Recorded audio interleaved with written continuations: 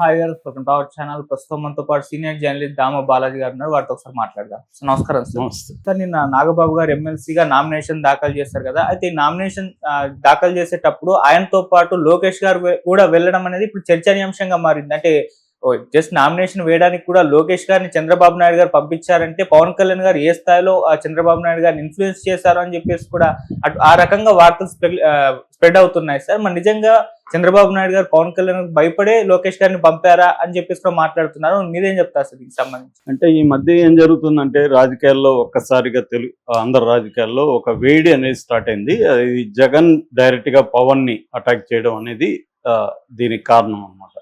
పవన్ ని ఆయన ఇతను కార్పొరేటర్ కంటే ఎక్కువ, ఎమ్మెల్యే కంటే తక్కువ, అతను ఒకేసారి గెలిచాడు జీవితంలో 14 years అనేది చెప్పడంతో ఒక్కసారిగా పవన్ కళ్యాణ్ అభిమానులు కావచ్చు, జనసేన నాయకులు కావచ్చు, ఈవెన్ లోకేష్ కావచ్చు, తెలుగుదేశం నాయకులు కావచ్చు, అందరూ కూడా జగన్ మీద దాడి అనేది మొదలైంది.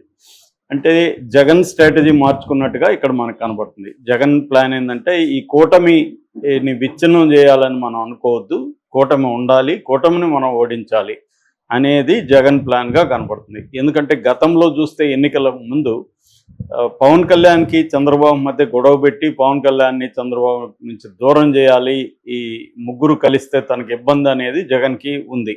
అందుకని పవన్ కళ్యాణ్ని తీవ్ర స్థాయిలో వ్యక్తిగతంగా కూడా జగన్ స్వయంగా వ్యక్తిగతంగా కూడా అటాక్ చేశారు.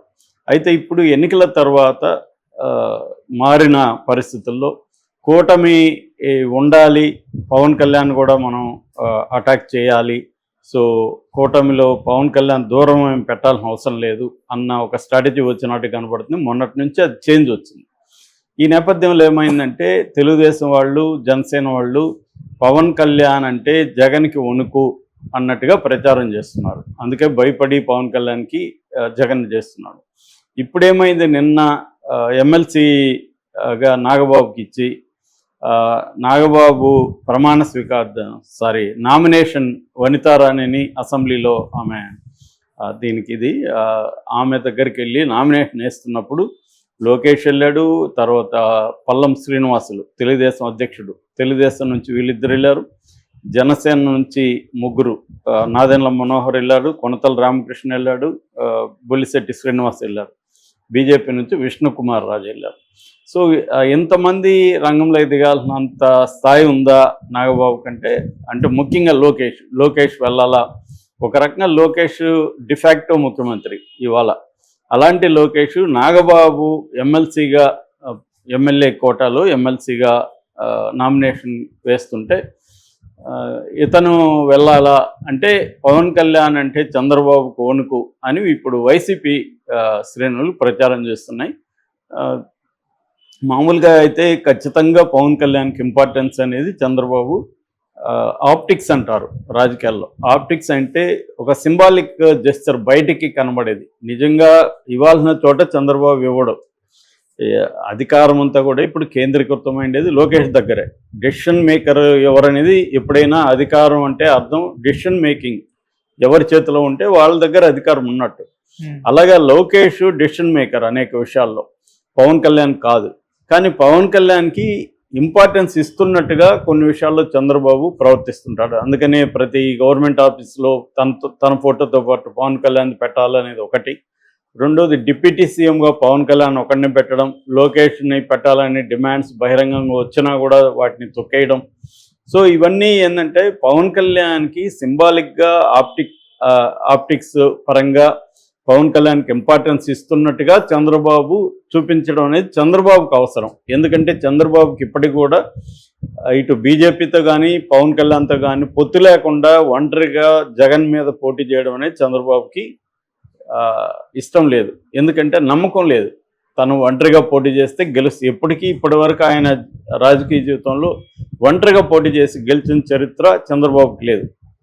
అందుకని పవన్ కళ్యాణ్ వెరీ ఇంపార్టెంట్ చంద్రబాబుకి. రెండు కారణాలు. ఒకటి, పవన్ కళ్యాణ్ పొత్తు ఉండడం వల్ల పవన్ కళ్యాణ్కి ఒక ఓట్ బ్యాంక్ ఉంది, అది తనకి వస్తుంది, ట్రాన్స్ఫర్ అవుతుంది. ముఖ్యంగా కమ్మ కాపు కాంబినేషన్ అనేది సక్సెస్ఫుల్గా వర్కౌట్ అయింది. రెండవది, పవన్ కళ్యాణ్ బీజేపీతో చాలా క్లోజ్గా ఉన్నాడు. ముఖ్యంగా మోడీ, అమిత్ షాలు పవన్ కళ్యాణ్ని చాలా ఇంపార్టెన్స్ ఇస్తున్నారు. వాళ్ళ ప్రయోజనాలకి పవన్ కళ్యాణ్ అవసరం. ముఖ్యంగా సౌత్ ఇండియాలో బీజేపీ బలహీనంగా ఉంది, తమిళనాడు, కేరళ ఇలాంటి రాష్ట్రాల్లో. సో అక్కడ పవన్ కళ్యాణ్ని ఉపయోగించుకోవాలనేది వాళ్ళకున్న ఇది. అట్లాగే తెలంగాణలో కూడా ఉపయోగించుకుంటారు. సో నెక్స్ట్ ఆల్రెడీ బీజేపీకి 60 సీట్లు పైన తగ్గాయి నేషనల్ లెవెల్లో. ఇంకా తగ్గే అవకాశం ఉంది. ఎందుకంటే 3 సార్లు వాళ్ళు పరిపాలించారు కాబట్టి నిరుద్యోగం పెరిగింది, ధరలు పెరిగాయి, జీవన ప్రమాణాలు పడిపోయినాయి. ఇలాగా రకరకాల సమస్యలు దేశంలో ఉన్నాయి కాబట్టి ప్రజలు వ్యతిరేకించే అవకాశం ఉంది. యాంటీ ఇన్కంబెన్స్ అనేది బలంగా ఉంటుంది. అందుకని ఇప్పటి నుంచే వాళ్ళు ఏం చేస్తున్నారంటే అనేక అంశాలను పరిగణలోకి తీసుకొని వాళ్ళు ప్లాన్ చేస్తున్నారు. ఆ స్కీమ్ ఆఫ్ థింగ్స్లో పవన్ కళ్యాణ్ వెరీ ఇంపార్టెంట్. ఇది చంద్రబాబుకు తెలుసు. చంద్రబాబు ఎట్టి పరిస్థితుల్లో కూడా బీజేపీని వదులుకోవడానికి సిద్ధంగా లేదు. ఎందుకంటే లాస్ట్ దీంట్లో కూడా ఈవీఎంలు మ్యానిపులేట్ చేశారు, పోల్ మేనేజ్మెంట్ని మ్యానిపులేట్ చేశారు అనేది చంద్రబాబు మీద, కూటమి మీద వైసీపీ ఆరోపణలు చేస్తుంది. ఈవీఎంలు చేస్తారా లేదో పక్కన పెడితే ఖచ్చితంగా పోల్ మేనేజ్మెంట్ విషయంలో బీజేపీ అనేది కేంద్ర అధికారంలో ఉండేది కంపల్సరీ కావాలి.